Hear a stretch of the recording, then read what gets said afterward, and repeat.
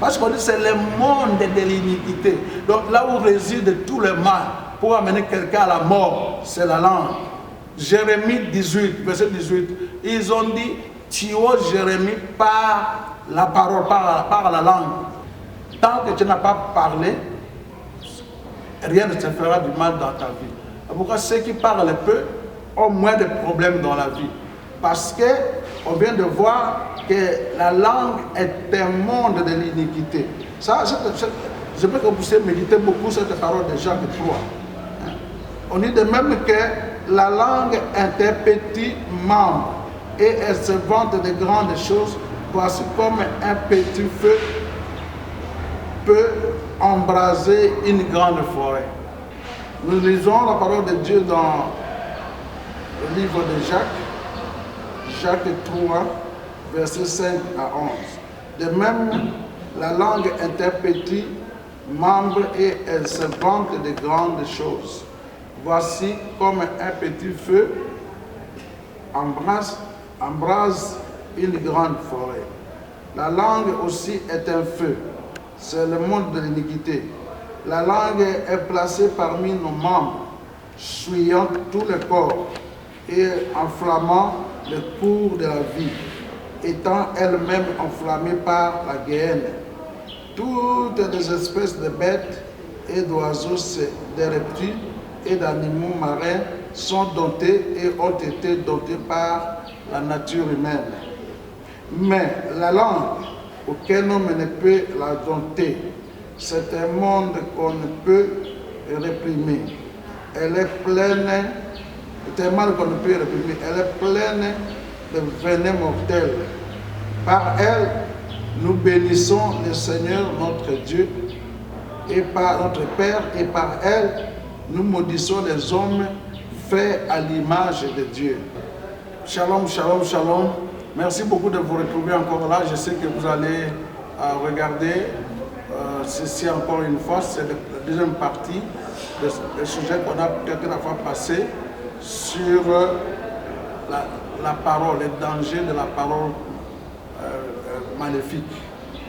Nous lisons la parole de Dieu dans le livre de Jacques 3, versets 5 à 11. De même, la langue est un petit membre et elle se vante de grandes choses. Voici comme un petit feu embrase une grande forêt. La langue aussi est un feu.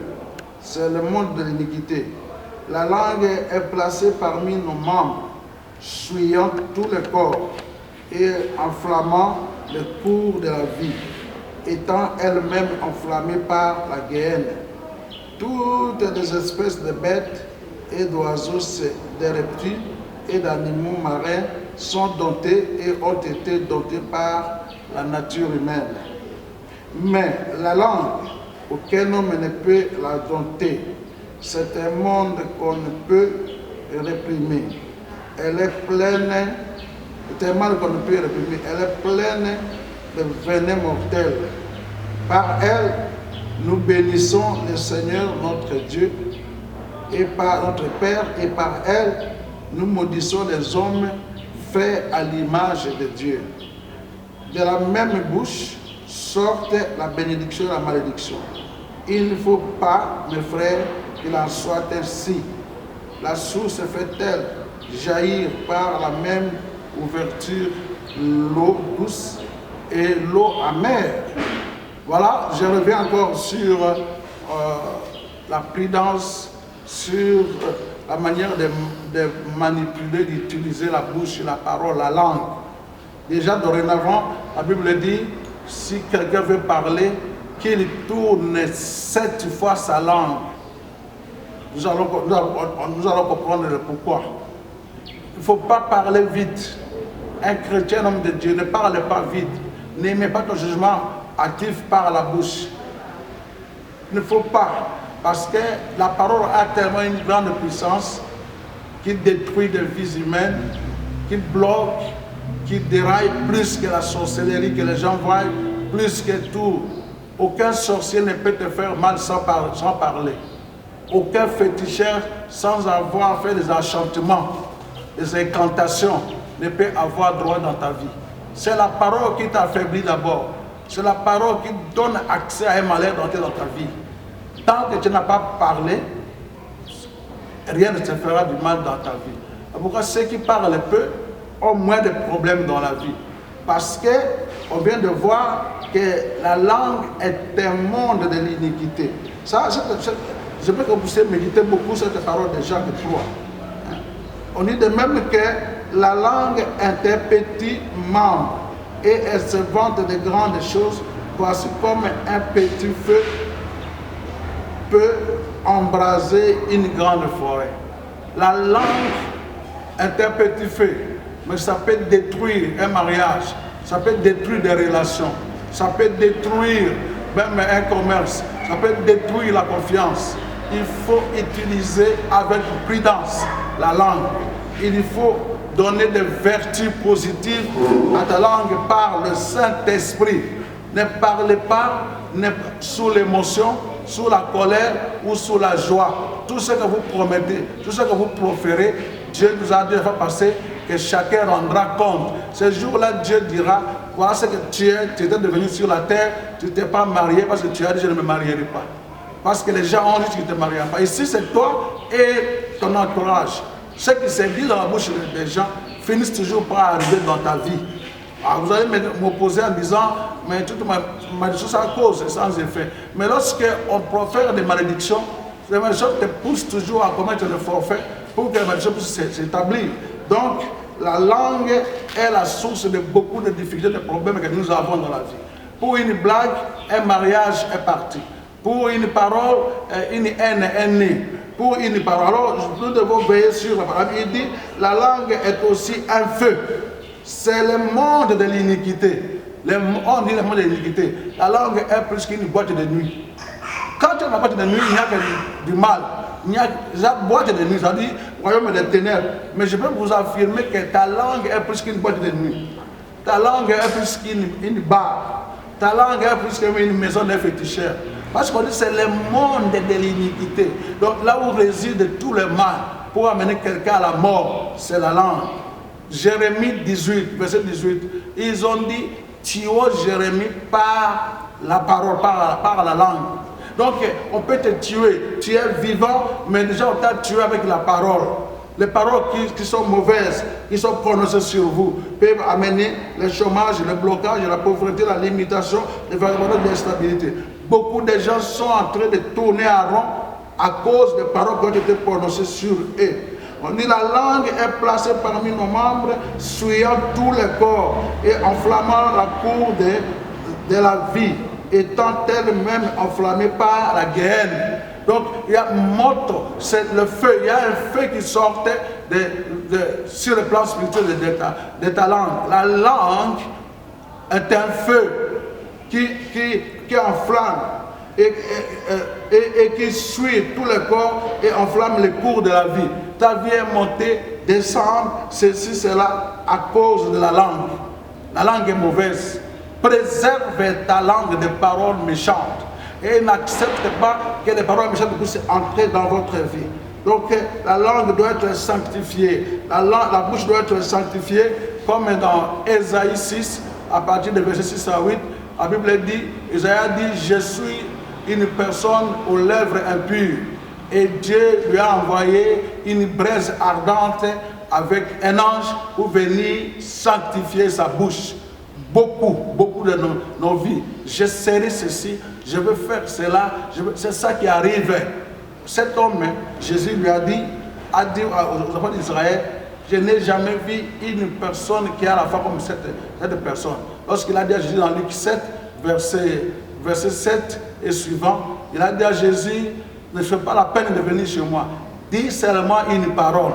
Mon serviteur sera guéri. Il y a une puissance dans ta bouche. Tu peux créer des richesses avec la parole. Tu peux créer un avenir avec la parole. Il faut positiver ta parole. Il faut que tu ne te voies qu'en grand, en puissant, en fort, en triomphant. Dès que tu en triomphes, dès que tu as ça dans ta bouche tous les jours, ça se construit. Parce que tu es créé à l'image de Dieu. La Bible dit, Dieu dit un mot et la chose arrive. Autant que toi, tu dis un mot et la chose arrive. Et regarde le nombre de tes amis. Tous ceux qui disaient qu'ils seront grands, ils seront puissants, ils vont avoir des bureaux, ils seront des ministres. Si tu regardes bien leur vie aujourd'hui, c'est très différent de toi parce que tu n'avais pas de paroles positives sur toi et Dieu n'a pas une base pour pouvoir te donner une vie. Alors, au commencement était la parole. Il faut. Les enfants qui ont été bénis par leurs parents depuis l'enfance, aujourd'hui tous ils ont réussi. Mais ceux qui ont été tout le temps sujets de malédiction, aujourd'hui tous ils sont en train de chercher des sorciers ailleurs, alors qu'on dit que la langue est enflammée par la guerre. Donc c'est le monde de la condamnation. Alors, la Bible dit ceci, que toutes les espèces des animaux et des choses ont été dotés par l'homme. Les lions, la chèvre, le mouton, c'était des animaux sauvages. Mais ils ont été domestiqués par l'homme. Mais aucun homme jusqu'aujourd'hui n'arrive à dompter, à domestiquer, à apprivoiser, à maîtriser sa langue. Donc c'est un monde de la rébellion, c'est un monde très nocif. La langue, aucun humain ne l'a domptée. Mais la langue, aucun homme ne peut la dompter. C'est un mal qu'on ne peut réprimer. Elle est pleine de venin mortel. La langue, ta langue là, il y a plein de venin. C'est la Bible qui dit ça. Il y a plein de venin dans ta langue. Donc c'est pourquoi vous allez voir des gens, quand ils prononcent une parole, les autres sont blessés. Alors une parole est prononcée par quelqu'un d'autre qui n'a pas de venin, cette parole ne fait rien. Donc il faut chercher la délivrance de la bouche, de la langue. Quand tes paroles blessent les gens, quand tes paroles ne donnent pas la joie, c'est que tu as un problème, il y a des venins. Tu tues, tu détruis, tu fais des ravages avec ta langue. Ainsi donc, nous devons faire attention, ne prononçons pas n'importe quelle parole. La Bible dit par elle, nous bénissons le Seigneur, notre Père, et par elle, nous maudissons les hommes faits à l'image de Dieu. Regarde ce que la langue peut faire. Hein? La Bible dit, de la même bouche sortent la malédiction et la bénédiction. Il ne faut pas, mes frères, qu'il en soit ainsi. Pour nous, toi et moi, on ne peut pas avoir la même bouche qui donne la vie, la bénédiction aux autres. Comme je prêche là, mais je quitte, je commence à maudire les gens. Non, la même ouverture, non. Nous devons seulement prononcer que des bonnes paroles, comme il est écrit dans Ephésiens 4, verset 22. Et aussi dans Colossiens 4, 6, que vos paroles soient toujours assaisonnées et accompagnées de grâce. Voilà. Même si tu es pauvre, dis-toi riche. Même si tu n'as pas mangé, dis-toi j'ai mangé. Même si tu es célibataire, dis-toi que le mariage pour moi, je suis déjà marié, ça reste la manifestation. Je ne veux pas dire je suis le plus pauvre, le plus malheureux. Quand les enfants d'Israël ont dit que nous sommes comme des souterrains devant le fils d'Anak, Dieu a dit vous n'entrerez plus jamais.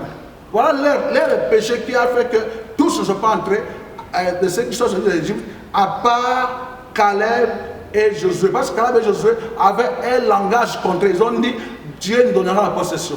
Donc il faut avoir une parole positive tous les jours, sur toi-même, chaque matin, chaque midi, chaque soir. Devant les événements, vois toujours positivement. Les camarades de Daniel, les Ananias, Shadrach, Abednego, devant la fournaise ardente, chauffée cette fois, ils disent notre Dieu est capable de nous faire sortir de cette fournaise. Ils étaient sortis.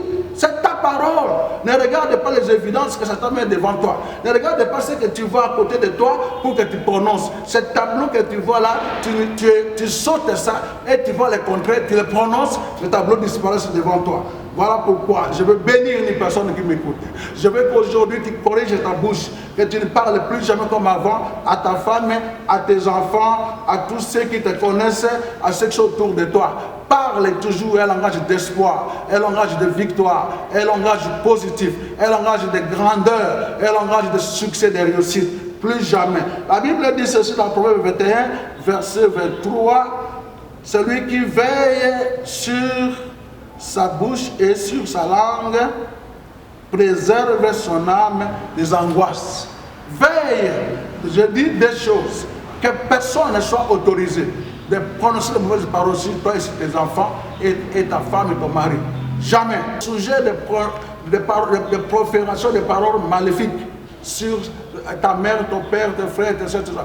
Toujours, mais quel que soit le forfait qu'ils commettent, voit en eux la possibilité du meilleur qui se cache là-bas.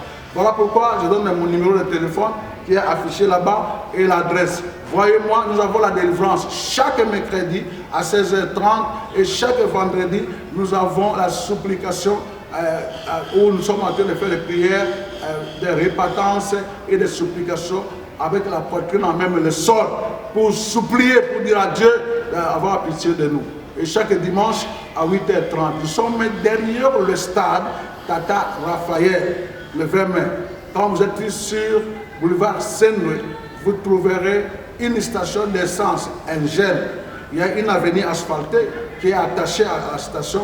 Vous entrez déjà dans cette avenue-là, à partir de Saint-Louis, vous continuez à 100 mètres à droite, vous verrez, on a écrit les centres chrétiens, la maison de Jésus de la Nation, vous entrez, vous le trouverez. Appelez-nous en ligne, on va prier. Vous venez dans votre maison, on va prier, on va prononcer, on va révoquer la malédiction et établir la bénédiction dans ta vie. Et tu n'échoueras plus jamais comme avant. Appelez-nous, sollicitez nos services, nous sommes prêts à faire un suivi, nous sommes prêts à vous amener à la délivrance, nous sommes prêts à vous faire sortir de ces carcans de mauvaises paroles qui ont été prononcées sur vous. Et que le Seigneur bénisse tout celui qui appellera, que le Seigneur bénisse tout celui qui a écouté, qui a dit Amen dans son cœur. Amen.